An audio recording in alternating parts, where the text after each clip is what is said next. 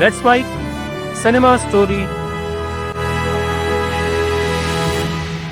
24 फरवरी 2018 एक खबर आई और उस खबर ने पूरे देश को रुला दिया। बॉलीवुड की पहली फीमेल सुपरस्टार वो औरत जिसे देखकर रजनीकांत ने कहा था ये लड़की मुझसे भी बड़ी स्टार है, जैसे सलमान खान ने कहा था कि ये तीनों खानों को मिलाकर भी श्रीदेवी की लेगेसी को कोई टच नहीं कर पाएगा, जिसकी एक झलक के लिए लोग घंटों लाइनों में रहते थे। वो श्रीदेवी अब नहीं रही, लेकिन वो बात सबसे ज्यादा शॉकिंग थी वो ये नहीं था कि वो गई, वो ये था कि वो कैसे गई। एक बाथटब में दुबई के एक होटल रूम में कमरा नंबर 201 और उस बाथटब की डेप्थ थी 1.5 से 2 फुट। एक 5 फुट 7 इंच की औरत 1.5 फुट के पानी में डूब गई। आज उस रात की पूरी कहानी सुनते हैं जो बॉलीवुड कभी खुद नहीं बताता। स्क्रीन पर जो दिखता है वो सिर्फ एक हिस्सा होता है, असली कहानी हमेशा पर्दे के पीछे होती है। लेकिन पहले थोड़ा सा पीछे चलते हैं, क्योंकि श्रीदेवी की कहानी दुबई से शुरू नहीं हुई थी।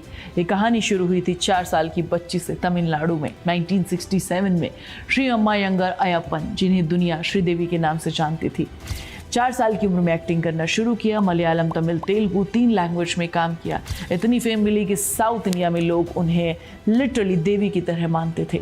1976 में एक फिल्म आती है, इसमें श्रीदेवी ने श्रीकांत की सौतेली माँ का रोल किया था, जबकि वो खुद रजनीकांत से उम्र में छोटी थी। और इस फिल्म में श्रीदेवी को रजनीकांत से ज्यादा पैसे मिले थे। 1976 रजनीकांत का नाम था और उस फिल्म में श्रीदेवी उनसे ज्यादा पैसे ले रही थी, वो भी एक औरत होकर। बॉलीवुड में एंट्री होती है 1979 में। उस टाइम पर श्रीदेवी को हिंदी नहीं आती थी, उनकी आवाज डब होती थी। पहले नाद से डबिंग की, फिर रेखा ने, यानी वही आवाज जो तुमने अगली फिल्म में सुनी होगी, वो श्रीदेवी की नहीं थी, लेकिन उनकी आंखें थी, उनका डांस था, उनके एक्सप्रेशन थे जो बिना किसी आवाज के भी पूरा थिएटर हिला देते थे। हिम्मत वाला आई जितेंद्रा के साथ। नैनो में सपना ने बॉलीवुड का क्वीन बना दिया रातों रात। मिस्टर इंडिया आई, हवा हवाई, नागिन आई, आज भी वो नागिन डांस याद करते हैं। चांदनी आई और पहली बार उन्होंने खुद अपने डायलॉग्स डब किए। हिंदी सीख ली और इस फिल्म में एक सॉन्ग था जिसे उन्होंने 113 डिग्री फीवर के साथ शूट किया। मेरे हाथों में 9 चूड़ियां हैं, 103 फीवर, और वो परफॉर्मेंस दे रही थी श्रीदेवी। यस, वो एक औरत थी, लेकिन इस चमक के पीछे एक बहुत अंधेरी जिंदगी थी। जितेंद्रा के साथ काम करते करते रूमर्स आए कि दोनों के साथ हैं, दोनों के अफेयर चल रहे हैं। जितेंद्रा ऑलरेडी मैरिड थे। श्रीदेवी ने एक इंटरव्यू में खुद कहा कि मैं किसी की दूसरी बीवी नहीं बन सकती। ये उन्होंने 1983 में कहा था। और 1985 में उनका अफेयर शुरू होता है मिथुन चक्रवर्ती के साथ, जो ऑलरेडी मैरिड थे योगिता बाली से, जिनके 4 बच्चे थे। श्रीदेवी और मिथुन दोनों फिल्मों में साथ थे। श्रीदेवी और मिथुन साथ में फिल्म कर रहे थे जाग उठा इंसान, और उनके ऑन स्क्रीन केमिस्ट्री बहुत मजेदार थी। पूरी इंडस्ट्री जानती थी, मैगजीन में था।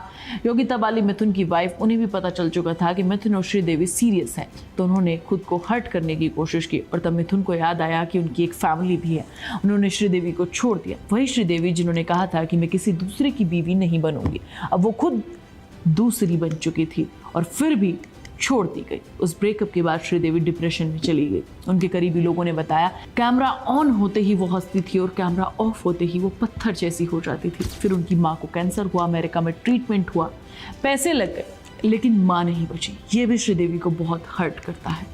एक शूटिंग के दौरान बाहर देश में उनके पिता चले गए, उन्होंने ब्रेक लिया, पिता का अंतिम संस्कार किया और वापस सेट पर आ गई। एक कॉमेडी सीन शूट किया, हंसते हुए मुस्कुराते हुए। यही प्रोफेशनलिज्म था और यही उनका सबसे बड़ा दर्द भी था। और फिर आए बोनी कपूर, जो मोना के हस्बैंड थे। मोना श्रीदेवी की दोस्त, जिसने श्रीदेवी को मिस्टर इंडिया में रिकमेंड किया था। बोनी ने श्रीदेवी को देखा और पागल हो गए, इतने पागल कि उन्होंने अपनी वाइफ के पास जाकर बोल दिया मुझे श्रीदेवी पसंद है। श्रीदेवी ने शुरुआत में मिथुन के सामने बोनी को राखी बांधी थी, ये भाई है, लेकिन मिथुन के जाने के बाद एक एहसास हुआ, एक ऐसा आदमी था जो उसके लिए पागल था, जो उन्हें छोड़ना नहीं चाहता था। और श्रीदेवी जो खुद दूसरों के घर तोड़ने से डरती थी, बोनी से शादी कर लेती है। मोना का घर टूट गया, अर्जुन कपूर उसी घर की तबाही की कहानी बन गए। बोनी ने रूप की रानी चोरों का राजा बनाई, बड़े बजट के साथ फ्लॉप हुई। बोनी खर्चे में डूब गए। श्रीदेवी की कमाई ने घर चलाया, लेकिन 2 बेटियां हुई, जानवी और खुशी। और श्रीदेवी जो अकेलेपन से डरती थी, उन्हें एक फैमिली मिली 2001 के एक लंबे ब्रेक के बाद। 2012 में इंग्लिश के साथ वापसी की एक हाउसवाइफ जो इंग्लिश नहीं जानती थी, जो खुद को कम समझती थी, जो प्रूव करना चाहती थी कि वो कैपेबल है। क्या ये रोल श्रीदेवी ने प्ले किया था?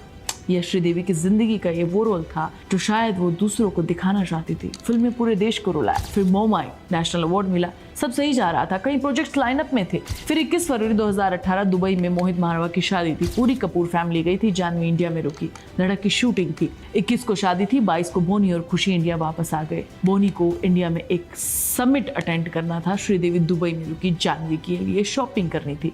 होटल में कमरा नंबर 2201। बोनी का कहना था कि श्रीदेवी ने कॉल करके उन्हें कहा, I miss you bony.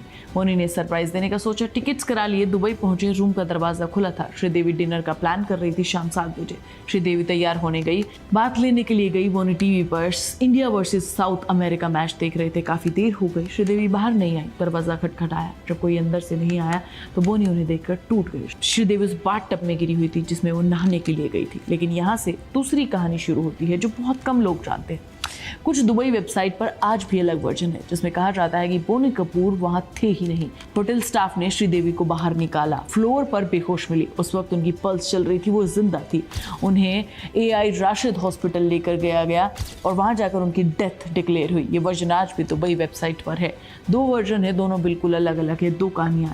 Family ने कहा कार्डियक अरेस्ट, फिर दुबई पुलिस ने कहा एक्सीडेंटल थिंग्स हो गई, दिल धड़कना बंद हो गया या जो भी हुआ, लेकिन सबके अलग अलग वर्जन है। अल्कोहल भी कहा गया, बाथटब में गिर गई एक्स्ट्रा अल्कोहल पीने की वजह से। रिटायर्ड ACP वेद भूषण ने तो यहाँ तक कहा कि एक प्लान मर्डर था और दाऊद इब्राहिम का कनेक्शन था जिसका दुबई में स्ट्रॉन्ग होल्ड था। लेकिन पुलिस ने 27 फरवरी 2018 को केस बंद कर दिया। होटल स्टाफ का वो वर्जन जहाँ श्रीदेवी जिंदा थी उससे कभी ठीक से इन्वेस्टिगेट नहीं किया है। क्यों?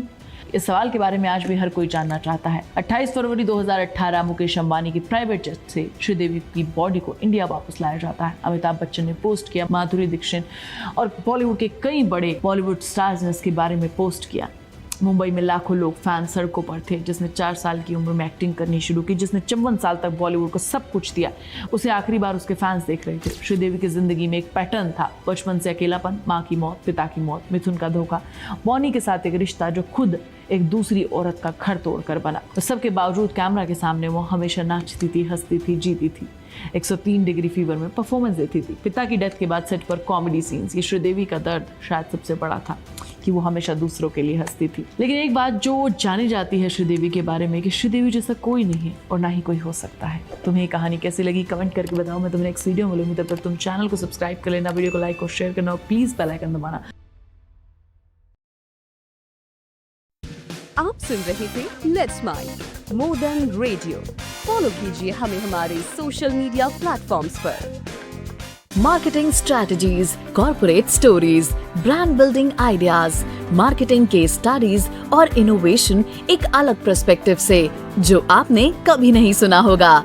Let's mic more than radio लेकर आ रहे हैं एक ऐसा ही unique show for all marketing aspirants, professionals, startups and entrepreneurs every Saturday at 11 a.m. The Marketing Show with Dr. Shekhar Trivedi, streaming exclusively on Let's Mic app and YouTube channel. इसे radio पे सुनने के लिए download करें Let's Mic app और visit www.letsmic.com. Let's Mic अब खबरें radio app पे। ये है मोर देन रेडियो।